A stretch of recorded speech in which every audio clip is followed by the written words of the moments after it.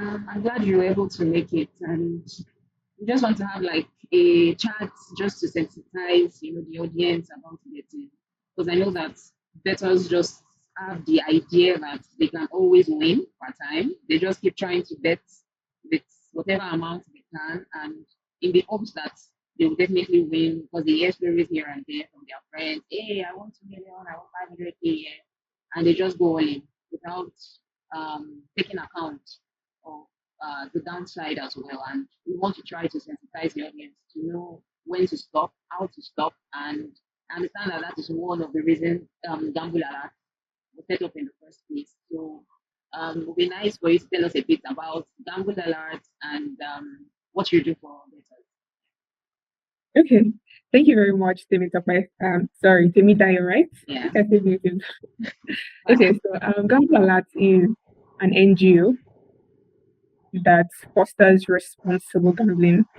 So when it comes to advocacy, treatment, research, those are major core activities that we do. And then we provide support, clinical support to those that are addicted to gambling. We also create awareness to people who are not aware about what gambling actually is. Ideally, gambling is supposed to be a form of entertainment, something that you just want to do whilst you want to while away time, just want to have fun. But situation of things now has made people to gamble majorly to make money. Some of them even see it as a form of investment, which is not supposed to be. So Gamble Alert is out there to sensitize the public on gambling, the dangers attached to gambling, and even underage gambling as well. We go to schools to talk to the younger ones on why they shouldn't even venture into gambling because they are not even up to the age of 18 yet. And then we go to universities as well to talk to them about gambling, when to stop, things they need to do, and even financial literacy. When you already have the mindset that I can always make money from gambling, then you are in for a long thing because you would definitely put in all your resources into it, and it's not supposed to be like that. So Gamble Alert is majorly out there to sensitize, to provide therapy, support, clinical support majorly, and then we also do research as well because you cannot be out there trying to sensitize people when you don't know those that are actually affected. So that's usually the work of Gamble Alert. So I'll be asking a couple of questions. And before you mentioned while you were speaking just now, but you go to sensitize even the underage as well, you like talk to them. So do you have like a rough estimate or a realistic view of how underage gambling is in Nigeria right now? Do you think there are a lot of underage people that are engaged in gambling? Like, what's the audience like right now? Okay, so right now it's a growing concern for us that underage gambling is becoming something that shouldn't be. As a child, as long as you are below the age of 18, you don't have any business with gambling. But when we go to these schools, we see that they even know more than us. They tell us the type of betting sites, the type of games that are available on different sites. And most times we're always like, how do you even know about this? So we usually ask questions from the students. We also have questionnaires that we share with the students to know their thoughts, to know what they think about gambling. If they just think they can also make money from it, or it's for fun for them, And some of the students will tell us that they are paying their school fees from it. They are supporting their parents from it. Yes. So we try to let them know that this is not a path that they should even venture into at all. Because gambling is a no-no for an underage. Your prefrontal cortex has not even developed for you to be able to make the right decisions. And when you venture into gambling, then it means you're going the wrong path. Even as an adult, you still find it difficult to control yourself. Not to now talk of the child that is just developing, that is just trying to know the difference between left and right. So yes, it's a growing concern for us, and we're doing everything we can to ensure that they don't even go into it at all. That's nice. So, for an average person generally, do you think that they are mostly informed about the risk? Like, do you think they know about it before stepping their foot into the journey of betting? Like, yeah. Okay, so for the average bettor, yeah, they don't know about the risk. for most of them, especially when we do therapy, when you ask them questions, how did you start gambling? And they're like, oh, I just decided to play on a platform just to see if I could win. It was majorly for as entertainment for them at the time. But when they begin to put in their emotions, when they begin to attach all of their financial resources into it, then they see that it is not what they're supposed to do. For someone who is already involving himself or herself emotionally, you know that that person is not even aware of the risk attached to gambling. So most of them are not aware. They don't even know that gambling can get to that level. I remember a time when we were on the streets in Ibadan, we went to different shops just to reach out to bettors, and one man was so we're explaining to him why we're doing what we're doing, and he was like, ah, so people get addicted to gambling, then the person is not okay now. The person is not normal. They don't see that you could actually be addicted to gambling. Or even that person that was talking, he plays literally every day. If he has not played, it's not okay. And he goes there before he goes to his shop. He does not know he has a problem. So we try to educate them that even what you are doing, you're already giving signs that you might be a compulsive gambler. So we try to let them know that gambling generally is something you should just do at your leisure time. You shouldn't even think about it twice. Once the money is gone, let it go and continue your business. So yes, most of them are not aware of the risk attached to gambling. They are not. So what would you say is the earliest sign that someone is already losing control of betting? Can you hear me? Okay. Yes, I am actually struggling to hear you because it was blank at some point. Oh, okay. Yeah. I can repeat it. I said, what do you think is the earliest sign that someone is starting to lose control of betting? Okay. So the earliest time is when the resources so for every person who says they gamble, they have the particular amount set aside to do that, right? But the moment you begin to eat deeper into the funds that you have, let's say you plan to spend 5,000 naira to gamble today, and then before the close of business, you have spent about 50,000 naira, you know that there's a problem somewhere. And then the moment you begin to lie, maybe your wife or your sibling is asking you, brother, what have you been doing all day? And it's like, I'm just doing one investment like that. Because most of them call it investments. Just know that there is a problem.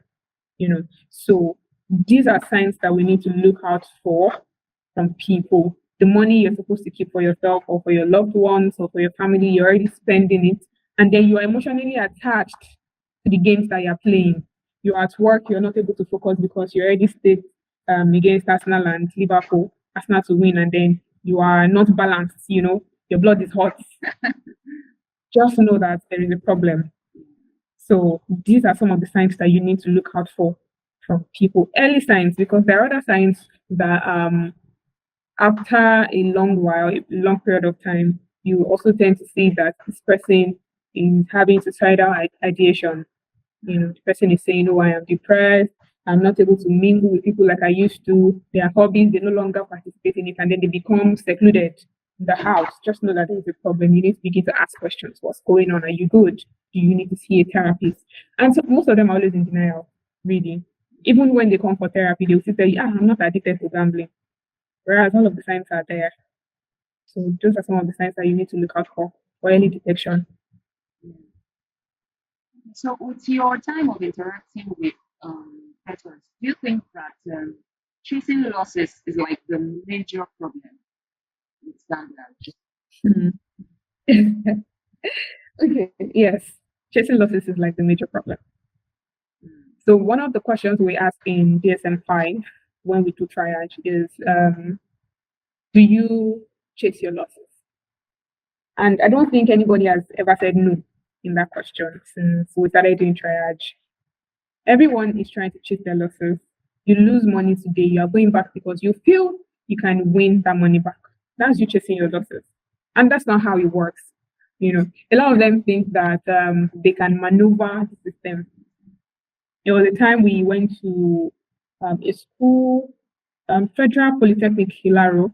Yeah, I remember. And then I spoke to one of the students, and he was like, there's one thing that we used to do like that. we used to maneuver the system as long as you're able to calculate. And in my head, I'm like, you cannot calculate this thing. They know what they are doing. You cannot maneuver these games that you are playing, right? So most of them chase their losses. They want to go back to the next day to win what they lost the previous day. They want to ensure, and every time the mindset, the way the mind works is, if you play tomorrow, you can actually win. If you continue playing, you don't know when your nearest win will come. The moment you begin to have that mindset, just know that you're gone. So that's majorly what people are trying to do. They're trying to chase their losses almost every now and then. Okay, then what about the audience that they are basically on a winning streak? So sometimes when we go into the street and we ask, how much would you win for you to leave betting? And some of them say 10 million. As soon as I have 10 million, I'm out of betting.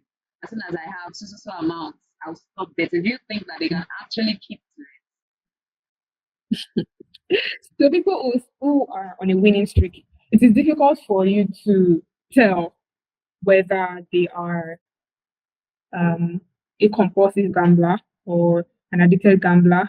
You cannot even tell them to stop because they've been winning.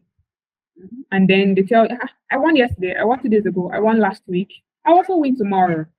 That kind of person, I believe the person would definitely think that he's able to maneuver the system one way or the other, right? And you cannot come close to the person to say, oh, we think you have a problem now.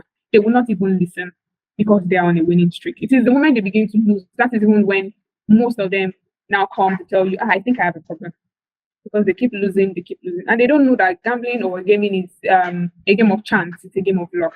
You can actually have a winning streak. But what happens when you begin to lose out? When you begin to lose out, you should know that, okay, I think I need to stop. I need to take a break on this. But most of them don't even know when to because they think, since I've been winning, of course, I can win tomorrow. I can win the next day. And then you keep going in circles till you lose out so much money. Yes. Yeah. And so, what do you think? I'll ask like two questions in one. What do you think are the major Okay. complaints you get when they eventually call in? Because I understand you mentioned that before they realize it, it takes a while. So, when they eventually do and they call in, what do you think is their major complaint?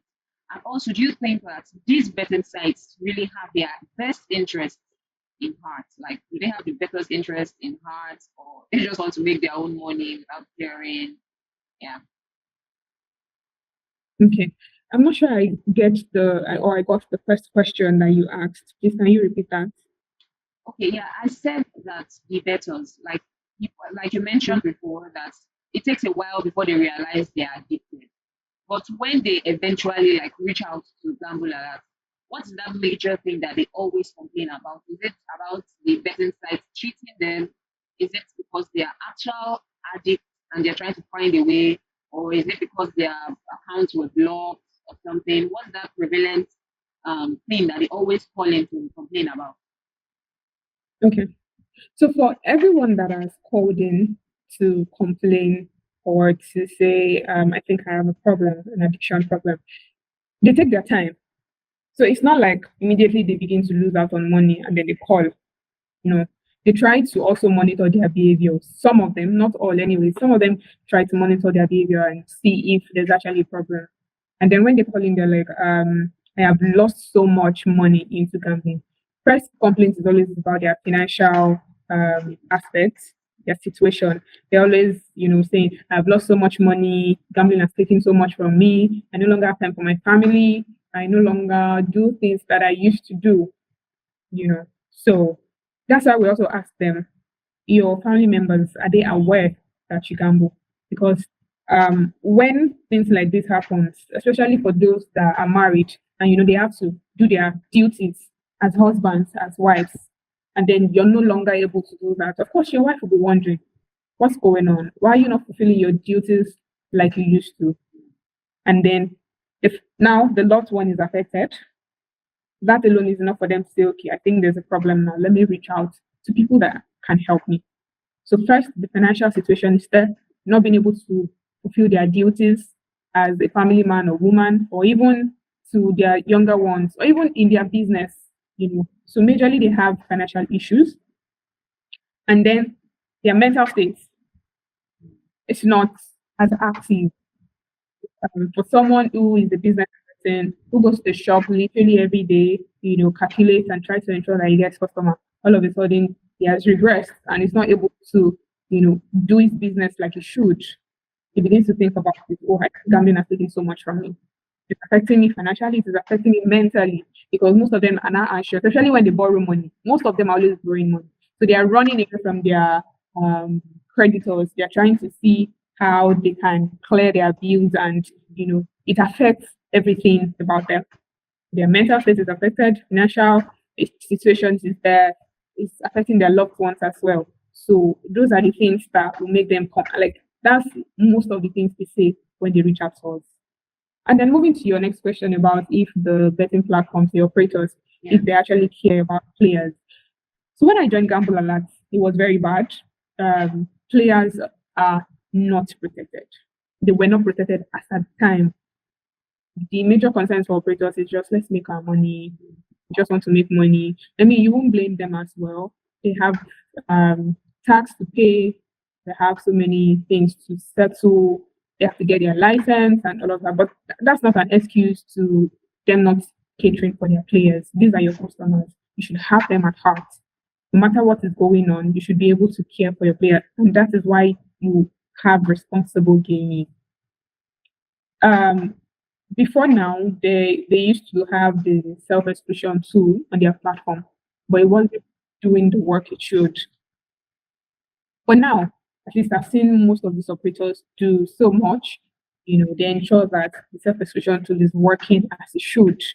We have tried to push for that, meeting individuals. And now, if you go to different platforms, you will see that they have a number of other responsible gaming advocates listed on their platform to ensure that if anybody is addicted to gambling or has a problem with their gambling, they can always reach out to Gamble Alert or any other organization that's available out there. So yes, for now, I would say they are trying, but they still need to do more.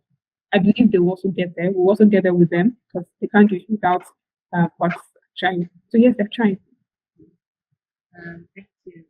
So before we call it a day and wrap it up, based on your research, what's the amount you think someone should allot to betting? Like that's not too high or too low. If there's anything that's too low, but like a safe amount that you can use to bet per time. Okay. So for every person above the age of 18, you have the liberty to put any amount that you want.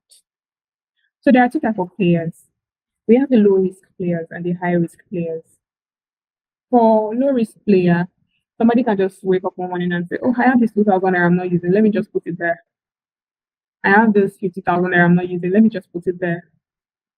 For high risk players, you can come this morning and say, "It's 1 million you want to put it, or 10 million." I mean, look at this Drake, for example.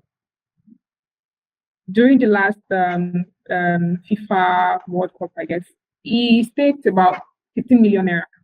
That's in naira now. It was about $10,000 thereabouts. Is that kind of person is a high risk player because he does it once. It's not like he does it every time. He just once. That's an high risk player. So that kind of person, you cannot tell him the amount to stake or the amount to stake. So it depends on the individual. It depends on the amount they're able to let go and do away with. So you cannot really tell them how much they should stake or not. Yeah. And lastly, how does Gamble Alert actually support these people? Like people that realize they're addicted. Like is there like a process that you follow? Maybe go to therapy, follow up, and all of these things. Can you give us like a breakdown of how you support? Yes, of course. Of course. So we have our helpline and it's toll free, which means when you call us, your airtime will not be deducted. Yeah. So when you call, we have our first responders who attend to you, and then they're able to triage, ask questions. That's where this M5 comes in. And then we're able to know the level of the gambling addiction. There's a high level, low level, medium level. Depends on the amount of questions you're able to answer yes to. And then when we see that, oh, this person has a high risk of gambling addiction, then we refer to our clinical psychologist who will now begin the therapy phase. You're able to pick your own time and dates when you're available for your therapy. So it depends on the person's risk level. It could take 3 weeks, 4 weeks, 3 months, as the case may be. And please note that it is free. We give free clinical support to addicted gamblers and their loved ones. We don't do therapy without involving the loved ones because you need support. Yeah. You need somebody to be accountable to when you're getting this treatment. So that at the end, you are able to stand firm and then you have somebody who is asking you, have you gambled today? Are you keeping a winning streak on you not going to gamble? You know, are you fit enough to, because there are some persons who want to go back to gambling, but they just want to have it controlled. Most of them don't have self-control on their gambling behavior. So after they are taking the therapy sessions, they're fine, they still have the therapist who can still check up the next 3 months. How are you doing? Are you able to control yourself? Because some of them even relapse, and then we still take them back and then start all over again, the process, and then see that they are fit, they're able to function properly in society, and they're able to do well for themselves and for their loved ones. So that's how Gambola does the whole free treatment support. That's very detailed, and the process is almost very, very helpful, so to say, because when you go through this as a better, with the help of your family, you should be able to get back on your feet. We all know that gambling is quite difficult when you get addicted to it. With this process, almost anybody should be able to make it come back. But again, it solely depends on the better and his mindset. Yeah, but thank you so much for your time today. So if you were to advise a better out there today, what would that be? Sorry, what did you say? I said if you were to advise a better out there today, what would that advice be? Okay, yes. So to our dearest bettors who are out there, my advice for you today is that you should know when to stop. You should be able to control yourself. Gambling is not an investment. Gambling will not make you rich quickly. In fact, the risks attached to gambling is greater than all of the money that you're going to win. So please know when to stop, control your finances, control yourself. On every betting platforms, you will see self-exclusion, time limits, deposit limits, different kind of limits that you may think of. So please ensure that you make use of them. That's why they're available for you. And please gamble responsibly. Thank you. Thank you so much for your time. I really appreciate it. You're welcome. Yeah.